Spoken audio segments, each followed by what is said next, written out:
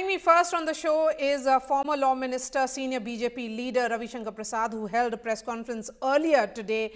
Mr. Prasad, not the first time, perhaps won't be the last, that an opposition government is accusing you of misuse of central agencies. The Enforcement Directorate has faced these allegations in the past as well.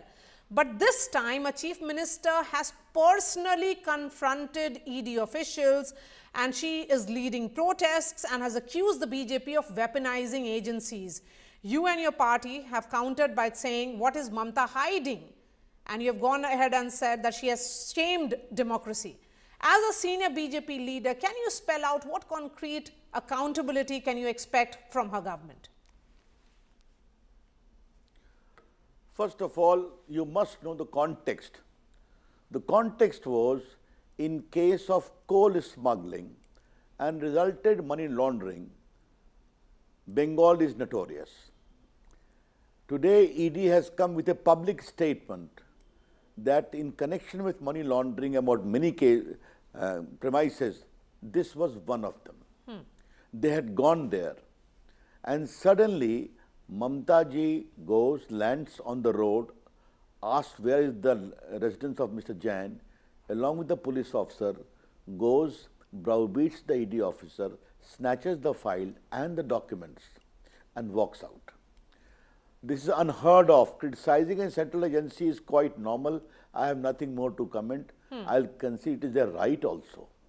But a chief minister who is a CM for more than 14 years, has been a central minister, knows the elements of governance. To go like this, again I ask this question, there must have been something very compelling. The suspicious circumstances, and I would say the atrocious behavior of Mamata Banerjee. Quite, I would say, condemnable to the extreme. Just going inside, and I would like to supplement my press conference. The ED has filed a writ petition for CBI inquiry and proceeding against their officers. They have outlined all the details of allegations made against the Mamata government, how they were frustrated, how the digital records were snatched away from them. And even in the court hearing, there was an attempt to browbeat the proceeding. An adjournment was given on the 14th. How do you make out of all this? This is very, very shocking. And is it the first instance, Maria?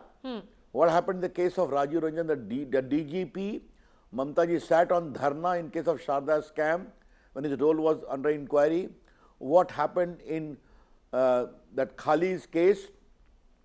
You know it very well, how that Sheikh was thought to be protected by her. In the case of RG Kar Medical College rape case, the same thing happened. The entire investigation was thought to be frustrated. Therefore, everywhere you found the footprint of Mamata ji trying to frustrate on the ground that they are her supporters and she'll go to any extent to protect them. Okay, but Mr. Prasad, नहीं कहूँगा ममता जी के पाप का घड़ा भर गया है. But Mr. Prasad, the man whose house was raided and the agency which faced the raid is IPAC, which is an election management company which has been working with Mamata Banerjee for nearly a decade. So she certainly feels that by raiding an agency working closely with the TMC ahead of elections, where stakes are very high for you, the intent was to steal the documents. I would counter this by a simple argument that there are so many agencies which work for political parties, the BJP, the Congress. I understand it has relations earlier with Mr. PK, okay? He has also worked with many political parties, including with Mamata ji. That is not the case. The crucial issue is, will Mamata go and snatch the papers from the ED forcibly by misusing her police force, the DGP, the police commissioner? That is the point. In Shuddha language, this is called Dadaagiri, nothing else. Come what may, I will do. And this is not the first time which has happened. I told about Sandesh Khali, the same thing happened. I told about RG medical case, rape victim, the same thing happened. I told how she sought to protect the police commissioner then and now the DGP of Bengal, Mr. Rajiv Ranjan, in the case of Sharda scam investigation by the CBI. How the CBI people were attacked, they had to seek protection from the High Court. So it is not one of the instances. There is a series of instances where Mamata Banerjee says, might is right, I will do whatever I do. And you cannot do it. Therefore, I would say, उनके पाप का घड़ा भर गया है. It is a textbook case of Maha Jangal Raj. I hope she would have learned some lesson from Bihar, but she hasn't learned. But Mr. Prasad, I mean, might is right is something which is applicable, the opposition says, to the BJP and the central government. Because of the control that you have on agencies, you have been misusing it against all your political opponents in every state that you face a challenge in. They are giving examples, sir. My reply is very simple. People have gone to court. In some cases, they have got relief. In some cases, they have not got relief. On the contrary, that education ghotala, they were in jail or not. 60 crore plus was recovered from the flat of a minister of her government or not. These are also speak eloquently about the rampant corruption. Therefore, all these argument of having a march, all the MPs doing a tamasha before the office of the Home Minister, but even those are condemnable part of democratic protest. But a Chief Minister walking herself into the office and snatching paper from the ED is very, very condemnable.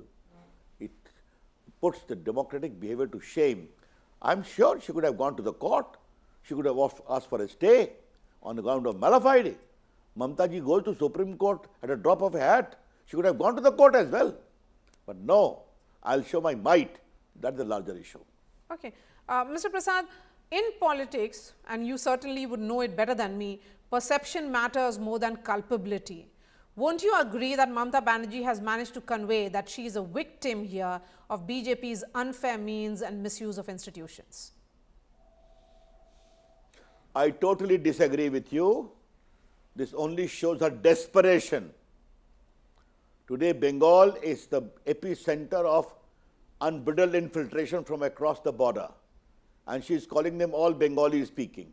What is this? You go, and I have gone leading 3 delegations to elections of the municipalities, of the Gram Panchayat, how people are not allowed to vote, how they are not allowed to file nomination papers. I have visited villages after villages and seen the beating which the opposition supporters, elderly people were subjected to. This shows our desperation. They were, don't say victim card, wait for the election results. The people are waiting for a decisive change. That's what I will say. Okay, you are hopeful for a decisive change. Mamata Banerjee says that the BJP is acting desperately.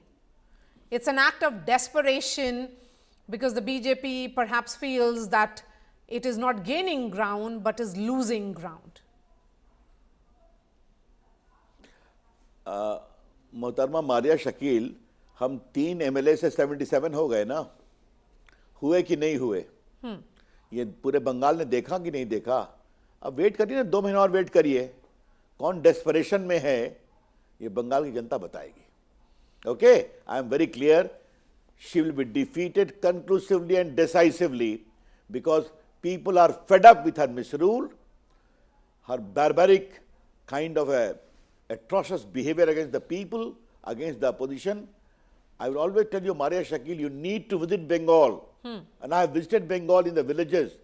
And I have seen how villages after village, people ran away, being scared of the goons of TMC. I have seen that. Okay. The people are waiting. Even Okay. the Bhadralok of Kolkata, they are not allowed to give the votes. Let us see how it works out. All right. It will work out against Mamata ji. All right, Mr. Ravi Shankar Prasad, thank you for your time here on India Today.